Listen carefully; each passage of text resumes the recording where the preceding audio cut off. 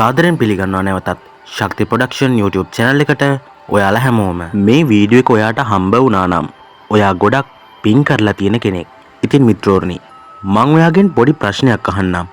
ස්වභාව ධර්මය කියන්නේ මොකක්ද? සමහර කෙනෙක්ගෙන් ඇහුවොත් කියයි ස්වභාව ධර්මය කියන්නේ ගහකොළ සතා සිව්පාවා අපිනේ කියලා. ඒත් මිත්‍රෝර්නි ඔයා දන්නවද ස්වභාව ධර්මය කියලා එකක් ඇත්තටම නැහැ.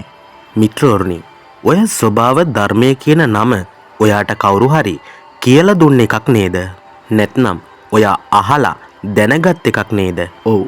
නැත්නම් ස්වභාව ධර්මයට විවිධාකාර නම් තියෙන්න බෑ. ඔයා දන්නවා බෞද්ධ වශයෙන් අපි ස්වභාව ධර්මයට ස්වභාව ධර්මය කියලා තමයි කියන්නේ. හැබැයි හින්දු අය මහා බ්‍රහ්ම කියලා තමයි කියන්නේ. ක්‍රිස්තියානි භක්තිකයෝ මේ ස්වභාව ධර්මයට දෙවියන් වහන්සේ කියලා තමයි කියන්නේ. ඒ වගේම මුස්ලිම් භක්තිකයෝ අල්ලාහ් දෙවියන් කියලා තමයි මේ ස්වභාව ධර්මය නම් කරන්නේ. ඉතින් මිත්‍රෝර්නි මම ස්වභාව ධර්මය මේ ලෝකයේ මේ කොහෙවත් නැහැ කියලා කිව්වේ ඇයි? ඔයා රූපයක් දකින්නෙත්, ඔයා සද්දයක් අහන්නෙත්, ඔයා ස්පර්ශයක් ලබන්නෙත් ඔයා තුලින්මයි නේද මිත්‍රෝර්නි? ඇත්තටම මේ ලෝකේ ඔයා නැත්නම් මේ කිසිම දෙයක් ඔයාට පේන්න, දැනෙන්න, ඇහෙන්න ගන්නවද?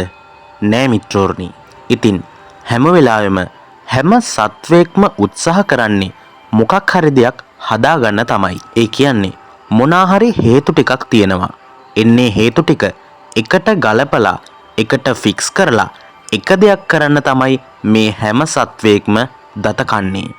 ඒත් අපි ඔය කියන ස්වභාව ධර්මයෙන් ඒකට ඉඩක් නම් හම්බ වෙන්නේ නැහැ. ඔයා දැකලා තියෙනවද ඇපල් ගෙඩියක වර්ධනය?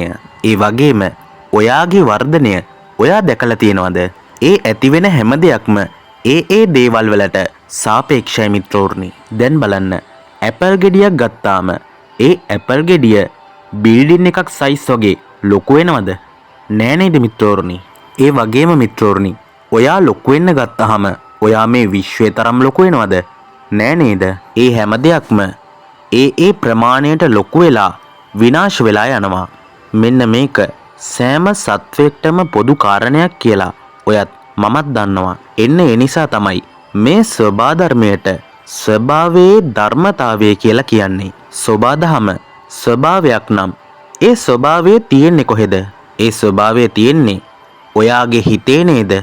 ඔයාගේ හිත හටගත්ත නිසා තමයි ස්වභාව ධර්මය කියලා එකක් ඔයාගේ හිතට කාවැදුනේ. දැන් දැක්කද? මේ හැම දෙයක්ම දෙවියන් වහන්සේ, අල්ලාහ් දෙවියන්, පරම බ්‍රහ්ම ස්වභාව ධර්මය ඇත්තටම නෑ නේද? මේ හැම දෙයක්ම ධර්මතාවයන් විතරයි නේද? ඒ හැම ධර්මතාවයක්ම මේ අවිද්‍යා ලෝකයම නේද මිත්‍රෝර්නි? අවිද්‍යාව කිව්වේ නොදන්නකමටයි. නොදන්නකම නිසා තමයි අපි මේ ස්වභාව ධර්මය කියලා එකක් තියෙනවා කියලා හිතාගෙන ඉන්නේ මිත්‍රෝර්නි. ඇත්තම කිව්වොත් ස්වභාව ධර්මය කියන්නේ ඇතිත් ඇති, නැතිත් නැති, නැතිත් ඇති, ඇතිත් නැති ස්වභාවයටයි මිත්‍රෝර්නි. ඒක පරම ශාන්ත ස්වභාවයක්. ඉතින් මෙච්චර වෙලා මේ කතාව ආන් හිටපු ඔයාට ලොකු දැනුමක් ලැබෙන්නේ නැති කියලා මම විශ්වාස කරනවා. එහෙනම් අදට අපි ගිහින් එන්නම්. ඉදිරියටත් මේ වගේ වැඩසටහන් නරඹන්න අපේ channel එක subscribe කරලා තියාගන්න කියලා මම ඔයාගෙන් ඉල්ලනවා. එහෙනම් අදට අපි ගිහින් එන්නම්. ඔයාට සුබම සුබ දවසක් වේවා.